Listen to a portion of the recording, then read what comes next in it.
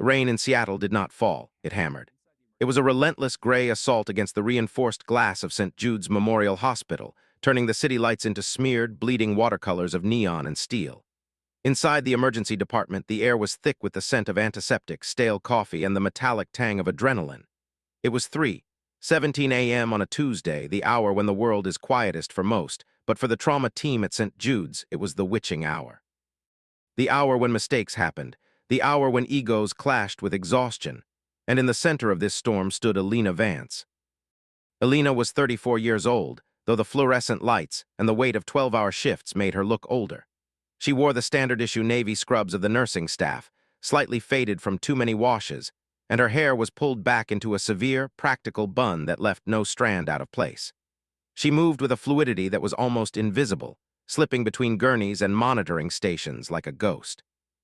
To the residents, the attending physicians, and especially to Dr. Marcus Thorne, Alina was part of the furniture. She was the quiet nurse, the one who didn't speak up in rounds, the one who didn't challenge authority, the one who simply existed to fetch supplies, chart vitals, and disappear when the real doctors needed to feel important. Dr. Thorne was the opposite of invisible. He was a man who occupied space with the gravitational pull of a collapsing star. Tall, broad-shouldered, with a jawline that seemed carved from granite and a voice that could cut through the hum of ventilators, Thorne was the chief of trauma surgery. He was brilliant, undeniably so, but his brilliance was wrapped in layers of arrogance so thick they had become his skin. He believed that medicine was a hierarchy, and he sat at the apex. Nurses were support staff. Residents were apprentices. Only he and perhaps the hospital administrator mattered. On this particular night, the tension in the ER was palpable. A multi-car pileup on Interstate 5 had sent a surge of patients through the sliding doors an hour ago. The department was in controlled chaos. Blood bags were being hung, IV lines were being threaded, and monitors were beeping in a discordant symphony. Alina was at Station 4, checking the infusion pump for a young man with a fractured femur. Her movements were precise, her eyes scanning the readouts with a focus that bordered on trance-like. She noticed a slight irregularity in the patient's heart rate, a subtle deceleration that wasn't reflected in the blood pressure yet. It was a whisper of data, a tiny anomaly that most would miss in the noise. She stepped toward the central nurses' station where Thorne was holding court, reviewing charts with two junior residents. "Dr. Thorne," she said, her voice low, respectful but clear. "Room 4, Mr. Henderson, his heart rate is dropping. 62, then 58. BP is stable, but the pulse pressure is narrowing. I think we should check for internal bleeding in the abdomen, maybe a slow splenic bleed." Thorne didn't look up from the chart. He continued speaking to the residents, his tone dismissive. "Henderson is stable. His vitals are within normal limits for a post-trauma patient. You're seeing ghosts, Vance. Stick to your meds administration and let the doctors do the diagnosing." One of the residents, a young man named Dr. Evans, smirked. "Yeah, Alina, maybe lay off the caffeine, you're jittery." Alina felt the familiar heat rise in her chest, but she kept her face neutral. She had learned long ago that reacting gave them ammunition. "Just suggesting a quick ultrasound, doctor. It would take 2 minutes." Thorne finally looked up, his eyes cold and hard. "I said no. If I want an ultrasound, I will order one. Do not question my judgment in front of my team again. Is that clear?" "Clear, doctor," Alina said. She turned and walked back to room 4. She didn't argue. She didn't raise her voice. But as she walked, her hand drifted to the pocket of her scrubs where a small, worn notebook lay. She didn't open it. She just touched it, a grounding gesture. Then she went to the supply closet and quietly prepared a type O-negative blood bag just in case. She hid it in the lower cabinet of room 4's crash cart behind the extra linens. It was a small act of insubordination, a silent bet against the hierarchy, and it was a bet she hoped she would never have to pay out. If you are enjoying the tension building in this story, please take a moment to hit the like button. It helps us bring these narratives to life and ensures you don't miss the next chapter of Alina's journey. Your support means the world to our community of storytellers. The culture at St. Jude's Memorial was not unique, but it was particularly toxic under Thorne's leadership.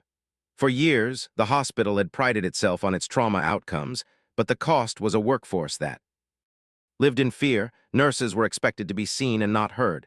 Questions were interpreted as challenges. Competence was measured by obedience, not by insight.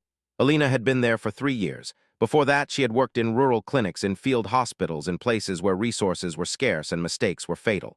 But here in the gleaming, high-tech fortress of Seattle's premier medical center, she was nothing. She was a pair of hands, a shadow. Colleagues liked her in a distant way. They knew she was competent. They knew she never missed a dose, never mislabeled a sample, never failed to show up on time. But they also knew she was untouchable because she was invisible. To speak up was to risk your career. To challenge Thorne was professional suicide. So they watched as Alina absorbed the slights, the condescending remarks, the erased contributions. They watched, and they said nothing, because survival in the ecosystem of St. Jude's required silence. But there were breadcrumbs, small things that didn't add up. Alina never talked about her past. When asked where she went to nursing school, she gave vague answers. Here and there, she would say. I studied abroad. She had no social media presence, no photos of family on her desk. She lived in a small apartment near the waterfront alone. She drove a 10-year-old sedan that was always immaculate. And she had a habit of scanning rooms not just for medical needs, but for exits, for threats, for structural weaknesses. It was a habit born of a life most of her colleagues couldn't imagine. One afternoon, a week before the incident with Mr. Henderson, a new intern had dropped a tray of instruments in the break room. The crash was loud, startling everyone. While the other nurses jumped or laughed nervously, Alina had dropped into a crouch, her body coiled, her eyes scanning the perimeter before she even registered what had happened. It lasted less than a second. She stood up, brushed off her scrubs, and helped pick up the instruments. The intern had looked at her, confused. You okay, Alina? You look like you were expecting a fight. Alina had smiled, a tight, polite smile. Just reflexes, she said. Clumsy me. But the intern hadn't forgotten. And neither had Dr. Thorne, who had witnessed it from the doorway. He had filed it away in his mental dossier of Alina's quirks, categorizing it as another sign of her instability, her inability to relax into her proper role. He didn't see the training. He didn't see the discipline. He saw only what he wanted to see, a subordinate who was slightly odd, slightly broken, and therefore easy to control. The hierarchy was rigid. Thorne was the king. The senior residents were the princes. The nurses were the servants. And Alina was the servant who dared to think she could see the kingdom better than the king. It was a dangerous position. And as the rain continued to pound against the windows of St. Jude's, the stage was set for a collision that would shatter the illusion of control Thorne had built around himself. We are just getting started. If you want to stay updated with every twist and turn of this narrative, consider subscribing to the channel. We release deep dive stories like this every week, exploring themes of justice, resilience, and hidden strength. Join us and become part of the conversation. The crisis began not with a bang, but with a phone call. It was 4:02 a.m. The triage nurse answered, her face pale as she listened. She hung up and looked at Thorne, who was sipping coffee in the staff lounge. Code black, she whispered. Mass casualty incident, bus crash, Highway 99, 20 minutes out. Estimated 15 critical, 20 moderate. Thorne set down his coffee cup. The arrogance vanished, replaced by the cold efficiency of a surgeon preparing for war. Wake everyone up, he barked. Clear trauma bays 1 through 4, prep or 1 and 2. I want anesthesia on standby. Move. The ER erupted into action. The calm of the early morning was shattered by the rush of feet, the shouting of orders, the clatter of equipment. Alina moved with the team, but her mind was already ahead. She knew what a bus crash meant: crush injuries, internal hemorrhaging, airway compromises. She began prepping the trauma bays, checking the suction units, ensuring the intubation kits were stocked. She worked silently, efficiently, her hands moving with a speed that blurred. Thorne was everywhere, directing traffic, assigning patients, asserting his dominance. Evans, take Bay 1, Miller, Bay 2, I'll take Bay 3. Vance, get me the crash carts ready, and stay out of the way. Alina nodded. Yes, doctor. The ambulances arrived in a convoy of sirens and flashing lights. The doors burst open and the wounded poured in. The air filled with the sounds of pain, of gasping breaths, of crying. The smell of blood and diesel fuel overwhelmed the antiseptic scent. It was chaos, but it was organized chaos. Thorne was I. In his element, he thrived in the storm. He shouted orders, made snap decisions, and stitched wounds with brutal precision. Alina was assigned to Bay 3, assisting Thorne with the most critical patient, a young woman named Sarah who had been pinned under the bus. Sarah was unconscious, her breathing shallow, her blood pressure plummeting. Thorne worked quickly, assessing the damage. Rib fractures, possible pneumothorax, get me a chest tube kit. Now. Alina handed him the kit. She watched his hands, watching for the tremor of fatigue, the slip of haste. She saw him insert the tube, but she also saw the monitor. Sarah's oxygen saturation was dropping, 88%. 85%. Doctor, Elena said softly. Her saturation is dropping, the tube might be misplaced. Thorne didn't look up. It's fine, keep bagging her. I'm checking the placement, Elena said, stepping closer. She placed her stethoscope on Sarah's chest, silence on the left side, but also silence on the right, and a strange gurgling sound in the epigastrium. Doctor, she said louder this time, the tube is in the stomach, you've intubated the esophagus. Thorne froze, the room went silent for a heartbeat. The residents stopped what they were doing. Thorne's face turned red, then purple. He ripped the tube out. Don't be absurd, he snapped. Reintubate now. He grabbed the laryngoscope, his hands shaking slightly. He tried again, missed, tried again, missed. Sarah's saturation hit 70%. Her heart rate began to spike, then falter. Let me, Elena said. It wasn't a request, it was a statement.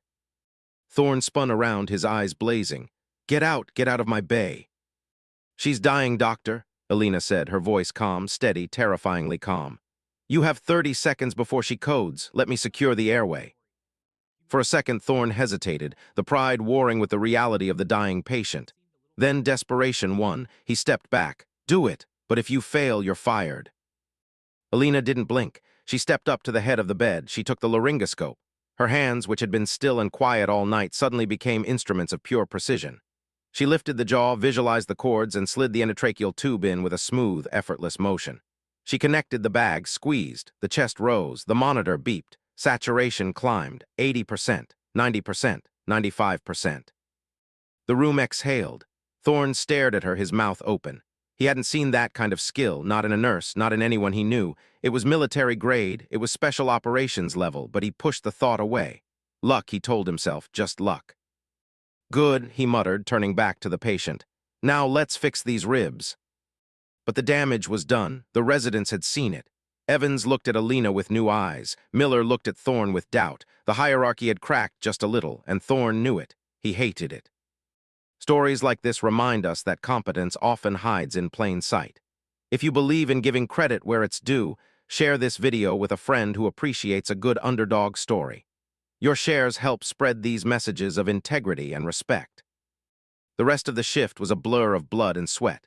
Elena worked tirelessly, moving from bay to bay, assisting where needed, anticipating needs before they were spoken. She saved lives, not with grand gestures but with small, critical interventions. A tightened bandage here, a corrected dosage there, a warning ignored by Thorne but acted upon by her anyway. She was the glue holding the crumbling operation together. But Thorne was seething. Every time Elena spoke, he flinched. Every time she corrected a resident, he glared. He felt his authority slipping, and he blamed her. He blamed her for making him look weak. He blamed her for knowing more than him. And in the twisted logic of his ego, he decided that she had to be punished, not for saving Sarah, but for making him need her. At 7:00 a.m., as the sun began to rise over Seattle, casting long, gray shadows across the hospital floors, the last of the bus crash victims was stabilized. The ER was exhausted. The staff was running on fumes. Thorne called a meeting in the conference room, all hands on deck. Elena stood at the back, leaning against the wall. She was tired, her bones aching, but her mind was clear. She knew what was coming. Thorne stood at the head of the table, his posture rigid. We had a difficult night, he began, his voice cold. Many mistakes were made, many protocols were ignored, and some individuals overstepped their bounds. He looked directly at Elena. Nurse Vance, step forward. Elena stepped forward. She didn't look afraid, she looked resigned. During the treatment of patient Sarah Jenkins, you questioned my clinical judgment in front of the team, Thorne said. You accused me of error, you undermined my authority, and while the outcome was favorable, your behavior was unacceptable. It creates a culture of distrust. It endangers patients. Elena stayed silent. Therefore, Thorne continued, I am issuing a formal written reprimand. This will go into your permanent file. Any further insubordination will result in immediate termination. Do you understand? The room was silent. The residents looked down. The other nurses looked away. No one spoke up. No one defended her. The weight of the institution pressed down on Elena, crushing her dignity. I understand, Elena said. Her voice was steady. But inside, something hardened, something final. Dismissed, Thorne said. Elena turned and walked out. She didn't cry. She didn't rage. She went to the locker room, changed out of her scrubs, and put on her civilian clothes. She packed her bag. She looked at her reflection in the mirror, the quiet nurse, the shadow, the servant. She touched the worn notebook in her pocket one last time. Then she walked out of the hospital into the rainy morning and disappeared. Pause. It takes immense strength to remain dignified in the face of unjust humiliation. If you admire Alina's restraint, leave a comment below telling us what you would have done in her situation. We read every comment and value your perspective. For the next 3 days, Alina did not return to work. She stayed in her apartment, cleaning, organizing, waiting. She knew the hospital would try to replace her quickly. She knew Thorne would paint her as unstable, difficult, incompetent. She knew the narrative was being written without her. But she also knew that truth has a way of surfacing, especially when lives are at stake. Meanwhile, at St. Jude's, the atmosphere was tense. The residents were uneasy. Evans couldn't stop thinking about the intubation. Miller was researching Alina's background, curious about her past. Thorne was more arrogant than ever, trying to assert his dominance with increased ferocity. He criticized every nurse, every resident, every decision. He was trying to prove that he didn't need Alina, that he was infallible. But the universe has a sense of irony, and on the 4th day, the universe delivered a test that Thorne could not pass alone. It started with a routine transfer. A high-profile patient was being moved from the ICU to a private room. Colonel James Sterling, U.S. Navy SEALs, retired, a legend, a hero. He had been admitted for a minor cardiac issue, a precautionary measure after a mild arrhythmia during a charity gala. He was stable, resting, and under the care of Dr. Thorne, who saw the assignment as a prestige boost. Sterling was a VIP. Treating him well meant good press, good donations, good connections. Thorne visited Sterling twice a day, checking his charts, smiling for the cameras that occasionally snuck in. He felt confident. Sterling was easy, stable, boring. But on Thursday afternoon, Sterling's condition changed. Subtly, his heart rate increased. His blood pressure dropped. He complained of shortness of breath. Thorne dismissed it. Anxiety, he said. He's a high-strung individual. Give him a sedative. The nurse on duty, a young woman named Lisa, hesitated. Doctor, his oxygen levels are dipping. Should we run an EKG? No time, Thorne said. Just give the Valium. I have a board meeting. He left. Lisa gave the Valium. Sterling fell asleep, but his breathing grew shallower. His skin turned pale. Lisa panicked. She called for help, but Thorne was in the boardroom, phone off. The resident on call was in surgery, and Alina was gone. By the time Thorne returned, 2 hours later, Sterling was in cardiac arrest. Code blue. Thorne rushed into the room, his heart pounding. He saw the team working on Sterling, chest compressions, defibrillator charging. What happened? He shouted. He crashed, Lisa cried. We don't know why. Thorne took over. He directed the resuscitation. He shocked Sterling once, twice, 3 times, no rhythm. He pumped chest compressions until his arms burned, but Sterling was gone. The monitor flatlined. The tone was a long, unending wail of failure. Thorne stepped back, breathing hard. Sweat dripped from his forehead. He looked at the body of the legendary SEAL. He had failed. He had killed a hero. And he knew with a sinking dread that the fallout would be catastrophic. But then the doors opened. A group of men entered the room. They were not doctors. They were not hospital administrators. They were large, silent, and dressed in dark suits. They moved with a coordinated precision that silenced the room. At their head was a man with silver hair and eyes like ice. Commander Vance, retired, Special Warfare Command. And beside him, walking calmly, quietly, was Alina. The arrival of unexpected authority changes everything. If you are on the edge of your seat, hit the subscribe button now. We are about to reveal the secret that connects Alina to this powerful figure, and you won't want to miss a second of the confrontation. Thorne stared at Alina. He was confused, angry, terrified. What is she doing? Here, he demanded. She's fired. Get security. Commander Vance stepped forward. He didn't look at Thorne. He looked at Sterling's body. Then he looked at Alina. Report, he said. His voice was gravel, low, and dangerous. Alina stepped forward. She didn't look at Thorne. She looked at the monitor. Patient Sterling experienced acute respiratory distress followed by cardiac arrest. Time of death, 1642. Cause likely pulmonary embolism or tamponade, untreated due to delayed intervention. Thorne sputtered. That's speculation. I was treating him for anxiety. Vance turned to Thorne, slowly, deliberately. Who are you? I am Dr. Marcus Thorne, Chief of Trauma Surgery. Thorne said, trying to regain his composure. "And I demand you remove this unauthorized personnel from my hospital." Vance ignored him. He looked at Alina. "Did you warn him?" Alina nodded. "I noted the symptoms in the chart 3 hours ago. I suggested a CT angiogram. Dr. Thorne dismissed it as anxiety." Vance's eyes narrowed. He turned to Thorne. "Is this true?" Thorne sweated. I made a clinical judgment. She's a nurse. She doesn't have the training to." "Silence," Vance said. The word was soft, but it carried the weight of a cannon shot. Thorne shut up. Vance walked over to Sterling's body. He placed a hand on the dead man's shoulder, a gesture of respect, of mourning. Then he turned back to the room. "Colonel Sterling was my brother-in-arms. He served with distinction for 20 years. He saved lives. He protected this country. And he died because of negligence, because of arrogance." He looked at Thorne. "You will be held accountable, not just by this hospital, but by us." Thorne laughed nervously.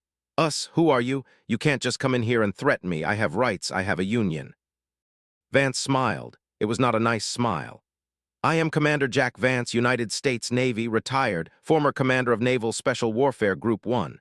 And this," he gestured to Alina, "is my daughter, Lieutenant Commander Alina Vance, U.S. Navy, retired, former corpsman with SEAL Team 6.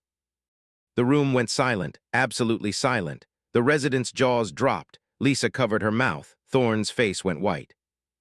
Alina stood tall. The quiet nurse was gone. In her place stood a warrior, a medic who had operated in the most hostile environments on Earth, a woman who had saved lives under fire, who had performed surgeries in the back of helicopters, who had held dying men in her arms while bullets flew overhead. She had left the service to find peace, to heal, to live a normal life. But she had never stopped being who she was. "You," Thorne stammered, "you're a SEAL." "I was a corpsman," Alina said, her voice clear and strong. "I served with the teams. I earned my trident in spirit, if not in name. I know trauma, I know death, and I know when a doctor is too proud to listen. This is the moment we've been waiting for. The mask is off.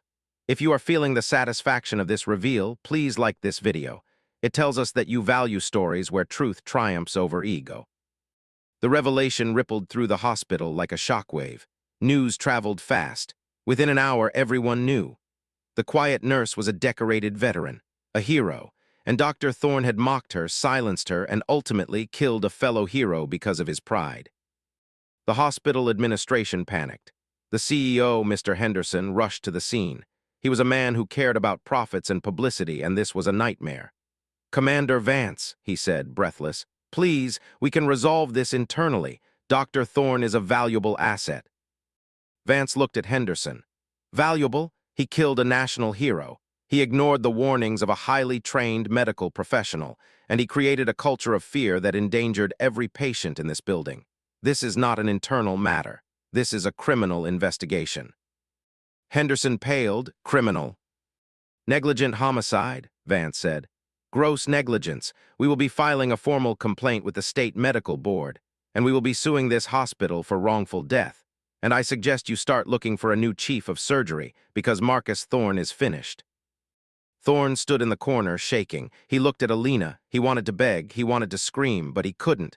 He was trapped by his own arrogance. He had underestimated her. He had dismissed her. And now she was the one holding the power. Alina looked at him. There was no hatred in her eyes, only pity. "You had a chance, doctor," she said softly. "In Bay 3, with Sarah, you could have listened, you could have learned, but you chose pride, and now Colonel Sterling is dead." Thorne closed his eyes. Tears streamed down his face, not tears of remorse, but of defeat, of ruin. Justice is rarely simple, but it is always satisfying. If you want to see how the aftermath unfolds, make sure you are subscribed. We have more twists coming, including the official hearing and the public response. Don't miss out. The following weeks were a whirlwind of legal proceedings, media attention, and internal investigations. St. Jude's Memorial was thrown into turmoil. The board of directors launched an immediate inquiry. Thorne was suspended pending investigation. The residents came forward with testimonies of his abuse, his negligence, his arrogance. The nurses, emboldened by Alina's stand, spoke up about the culture of fear. Alina became a symbol, not just of justice, but of competence. The media dubbed her the SEAL nurse. Stories of her service emerged, medals she had never shown, lives she had saved in Afghanistan, in Iraq, in Syria. She was hailed as a hero, but she remained humble. She gave interviews, but she focused on the systemic issues in healthcare, the need for respect, the need for teamwork, the danger of hierarchy without humility. Thorne's career was destroyed. The medical board revoked his license. He faced criminal charges, though he eventually pleaded down to manslaughter and received a suspended sentence. But his reputation was ashes. He left Seattle, disappearing into obscurity, a cautionary tale for every arrogant doctor who thought they were above the rules. Elena was offered her job back, with an apology, with a raise, with a promise of reform, but she declined. "I can't work there," she told Henderson. "The trust is broken, the culture is too deep-rooted. I need to go somewhere where my voice is heard, not tolerated." She accepted a position at a veterans' hospital in Portland, a place where her skills were valued, where her background was understood, where she was respected not despite her past, but because of it. Sometimes walking away is the strongest move you can make. If you agree with Elena's decision, leave a comment below. Do you think she should have stayed to fix the system, or was leaving the right choice? We'd love to hear your thoughts. The final confrontation between Elena and Thorne happened not in a courtroom, but in the parking lot of the hospital on the day his suspension was made public. He was loading his car, his boxes of personal items in the trunk. He looked smaller, older, defeated. Elena walked up to him. She didn't say anything at first, she just watched him. Thorne looked up, he saw her, he flinched. "Elena," he said, his voice was hollow. "Dr. Thorne," she replied. He struggled. "I'm sorry for everything. I was wrong about you, about Sterling, about everything." Elena nodded. "Apology accepted," she said. "But forgiveness is different. Forgiveness requires change, and I don't think you've changed. I think you're just sorry you got caught." Thorne looked down. He knew she was right. "Be better," Elena said. "If you ever practice medicine again, be better. Listen to your nurses. Respect your team. Save lives, not egos." She turned and walked away. She didn't look back. She got into her 10-year-old sedan, started the engine, and drove away. Into the rain, into the future. The emotional payoff of this story is rooted in dignity, not revenge. If this resonated with you, please share this video. Help us spread the message that humility and competence are the true marks of leadership. In the months that followed, St. Jude's Memorial underwent significant changes. New leadership was appointed. Protocols were revised. Nurses were given a voice in patient care decisions. The culture of fear began to dissipate, replaced by a culture of collaboration. It wasn't perfect. It never is, but it was better. And it was thanks to Elena. Elena thrived in her new role. She taught young medics. She mentored nurses. She shared her stories not to boast, but to educate. She showed them that medicine is not about status. It's about service. It's about the patient. It's about the team. And sometimes, late at night, when the rain tapped against the windows of the veterans' hospital, she would think about Colonel Sterling. She would think about the lives she had saved and the ones she hadn't. And she would remember the lesson she had learned. That silence is not weakness. That patience is not submission. And that sometimes the quietest person in the room is the one who holds the key to survival. We are nearing the end of this journey. If you have been moved by Elena's story, consider supporting the channel by becoming a member. Your support allows us to continue creating high-quality, thoughtful narratives that explore the human condition. The story of Elena Vance is fictional, but it reflects a reality that many healthcare workers face every day: the struggle for respect, the battle against ego, the fight for patient safety. It is a story that reminds us that heroes come in all forms. Sometimes they wear scrubs, sometimes they are quiet, sometimes they are women who have been underestimated for too long. And when they finally speak, the world listens. Elena's call sign, whispered by the SEAL commander, I. In that hospital room was not just a title. It was a testament, a recognition of worth, a vindication of spirit. Lieutenant Commander. It was a reminder that she was never just a nurse. She was a warrior, a healer, a leader. And Dr. Thorne, he learned the hard way that you never mock the quiet ones, because you never know what storms they carry inside. As we conclude, take a moment to reflect on the themes of this story. Humility, integrity, service. Which of these values do you hold most dear? Let us know in the comments. Your engagement helps build a community of thoughtful viewers. The rain in Seattle eventually stops. The sun comes out. The city shines, and life goes on. But for those who witnessed the fall of Dr. Thorne and the rise of Elena Vance, the world looked a little different, a little fairer, a little more just. Elena continued her work. She saved lives, she taught others, she lived with dignity, and she never forgot the price of silence or the power of truth. If you enjoyed this story, please hit the like button. It helps us reach more people who need to hear these messages. And don't forget to subscribe for more narratives that challenge, inspire, and uplift. Thank you for listening, thank you for caring, and thank you for believing in the quiet heroes among us. Before you go, we have a special request. If you know someone who works in healthcare or who has faced injustice in their workplace, share this story with them. Let them know they are not alone. Let them know that competence will always rise to the top. The legacy of Alina Vance is not just in the lives she saved, but in the voices she empowered. She showed us that we don't have to accept disrespect. We don't have to tolerate arrogance. We can stand firm. We can speak up, and we can win. So the next time you see someone being overlooked, remember Alina. Remember the quiet nurse. And remember that sometimes the most powerful voice is the one that waits for the right moment to speak. We hope this story has left you feeling inspired. If you want more content like this, check out our playlist on Hidden Heroes. You'll find similar tales of resilience and justice. Click the link in the description to start watching. The end of this script marks the end of Alina's immediate battle, but not her journey. Life continues. Challenges arise, but she is ready, she is prepared, and she is never alone. Because she has her team, she has her training, and she has her integrity. And that is enough. Thank you for joining us on this narrative journey. If you have any story ideas or themes you'd like to see explored in future videos, please send them to us via email or social media. We love hearing from our audience. Until next time, stay curious, stay compassionate, and stay strong. This has been the Code Whisperers, signing off. Wait, there is one more thing. In the final moments of that day, as Alina drove away, she received a text message.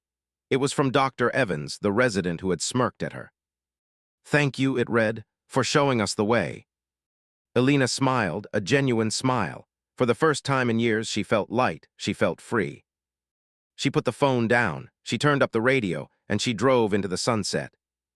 We truly appreciate your time and attention.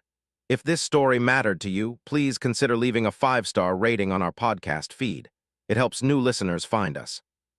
Remember, justice is not just a concept. It is an action, and you can be part of it. Stay tuned for our next episode, where we explore the story of a teacher who was fired for teaching the truth and the students who brought her back. It's a powerful tale of education and activism. You won't want to miss it. As we fade out, let's leave you with a quote from Alina's notebook. "Strength is not about how loud you can shout, it's about how firmly you can stand." If you haven't already, please subscribe. It's free, and it supports independent storytelling. We promise to keep bringing you stories that matter.